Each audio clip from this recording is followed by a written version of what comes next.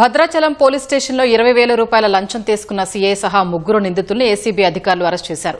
బూర్గంపాడు మండలం లక్ష్మీపురం నుంచి భద్రాచలానికి మట్టి తరలిస్తున్న లారీని అడ్డుకున్న సీఐ గన్మెన్ రామారావు 30,000 డిమాండ్ చేసినట్లు ఏసీబీ తెలిపింది. కేసు లేకుండా వదిలేయడానికి 20,000కు ఒప్పందం కుదుర్చుకున్నట్లు వెల్లడించింది.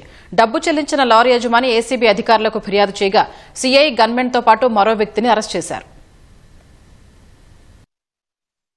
గ్రావెల్ తోవడానికి మీకు పర్మిషన్ ఉందా లేదా అని చెప్పేసి లారీని ఆపాను. సార్ ఈ లోపల సీఏ గారి గన్మెన్ వచ్చి 30,000 రూపీస్ డిమాండ్ చేయడం జరిగింది. ఆ గ్రావెల్ లారీని కేసు పెట్టకుండా వదిలిపెట్టడానికి. ఈ లోపల ఆ గ్రావెల్ లారీ ఓనర్ ఉండి నేను అంత ఇచ్చుకోలేను, కావాలంటే కేసు రిజిస్టర్ చేసుకోండి, నాకు అంత పేయింగ్ కెపాసిటీ ఉంది. మళ్ళీ వెంటనే గన్మెన్ మళ్ళీ వెళ్ళి సీఏ గారితో మాట్లాడితే దాన్ని 20,000కి తీసుకొచ్చాను. సర్లేని మళ్ళీ 20,000 ఇమీడియట్గా ఇప్పుడు కట్టాల్సిందని చెప్పేసి ఆయన మీద బాగా ఒత్తిడి చేస్తే వెసులుబాటు కాదు, నెక్స్ట్ కట్టాలంటే కూడా ఒప్పుకోకుండా ఇప్పుడే మీరు కట్టాలని చెప్పేసి ఈ లోపల ఎవరైతే ఆ గన్మెన్ రామారావు ఉంటాడో ప్రైవేట్ పర్సన్ రమ్మని చెప్పాడు. అతను వచ్చిన తర్వాత ఫోన్ పే ద్వారా అతనికి 20,000 రూపీస్ అమౌంట్ అక్కడే ట్రాన్స్ఫర్ చేయించారు. ఇదే పోలీస్ స్టేషన్ ప్రెమిసెస్ 20,000 ట్రాన్స్ఫర్ చేయించిన తర్వాత లారీని రిలీజ్ చేశారు.